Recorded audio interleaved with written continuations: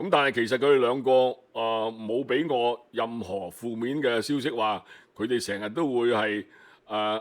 有拗撬啊，我冇聽到喎，我亦都冇親眼睇見。咁冇聽到冇睇見，我就唔會造謠噶咯喎。黃霑嘅情史大家我相信你哋都會咧喺好多視頻啊、社交網絡嗰度，或者以前啲係雜誌啊、報章上咧知道多少嘅。咁但係我所知嘅咧就係有兩三個啦。咁第一個咧就係62年已經開始㗎啦。我初識佢，大家都知道，我62年就識咗黃霑㗎啦。透過我師傅簡義清、簡義和。咁佢嗰陣時咧就係同阿華娃拍拖嘅。華娃係當時嘅一個係歌星嚟啦。咁由於佢係大過我啦，華娃同埋大過我啲細佬妹好多咧。我哋幾兄弟同埋妹咧都稱阿華娃做華娃姨嘅。咁華娃好多時咧我哋喺幾時碰頭咧，就係又係喺夏威碰頭啦。因為既然黃霑中意同我哋去夏威夜總會係一齊 enjoy night life， 過啲係夜晚黑嘅音樂同埋跳舞嘅生活，咁佢又中意去嗰度同啲鋼琴師啊，同啲音樂伴奏師啊，同啲歌星係寒暄一番嘅。咁華娃同佢拍拖，梗係喺嗰度同我哋相會啦。咁華娃同我哋真係好 friend 嘅。咁曾經佢試過咧係介紹過佢嘅侄女思明啊，大家都知道啦，係思明咧就以前都有做過電視劇啊各樣嘢㗎。咁佢咧就嗰陣就係細路女嚟嘅啫。咁阿華娃認為咧，我咁多兄弟有一個係最 cute 最靚仔嘅細佬咧，第4個細佬咧，黃興邦咧，佢就介紹思明俾黃興邦識。咁但係始終嗰兩個都係10幾歲啫，係咪啊？我唔相信佢哋唔算話拍拖啊，只係一班人聚埋一齊，華娃想係撮合佢哋兩個成為小朋友、好朋友啫。咁但係咧，我相信我細佬同阿思明咧，只係咧喺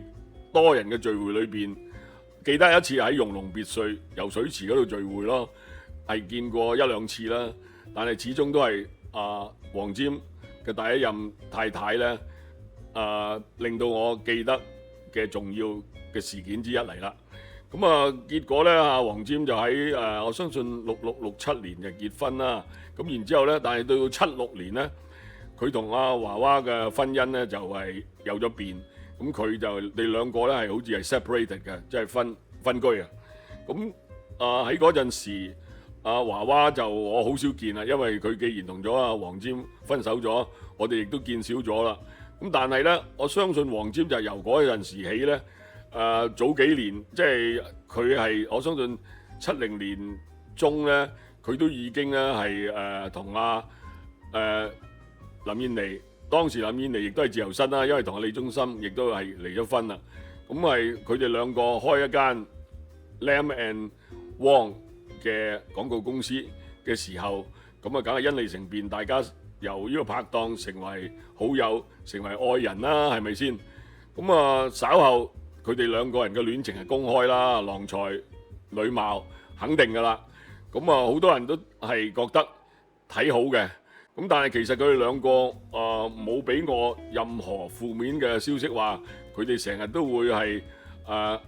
有拗撬啊，我冇聽到喎，我亦都冇親眼睇見。咁冇聽到冇睇見，我就唔會造謠㗎咯喎，因為我呢一個視頻呢，我呢個 YouTube 呢，我講嘅嘢係 Peter Wong up close and personal with my good friends 嘅生活點滴，唔係去抹黑人哋或者講衰人哋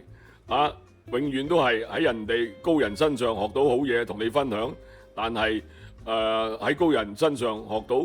壞嘢我又冇喎，因為我唔會係即係覺得好多高人會特登同你做朋友係教壞自己噶嘛，係咪？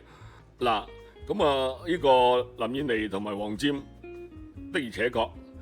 係我未聽過佢哋係有咩拗撬嘅。咁但係呢，佢哋喺呢個分手之後呢，其實黃霑咧曾經同過好多人講，亦都有同過我熟悉嘅人講，佢話同 Eunice 分咗手，好似地球停頓記一樣，佢係傻傻更更咁，好多時都唔知道自己究竟係唔識得做乜嘢嘢啊，定係抑鬱啦。總言之咧，佢就唔舒服啦，因為佢認為咧，唔係同 Eunice 林燕妮分手係啱嘅，而咧唔同阿林燕妮做到夫妻就真係唔啱噶啦咁啊，所以咧有陣時咧好得意嘅，郎才女貌好多時咧唔係順理成章，一齊咧白頭到老嘅，上天好多時真係作弄我們嘅。咁林燕妮同黃霑嘅戀情呢，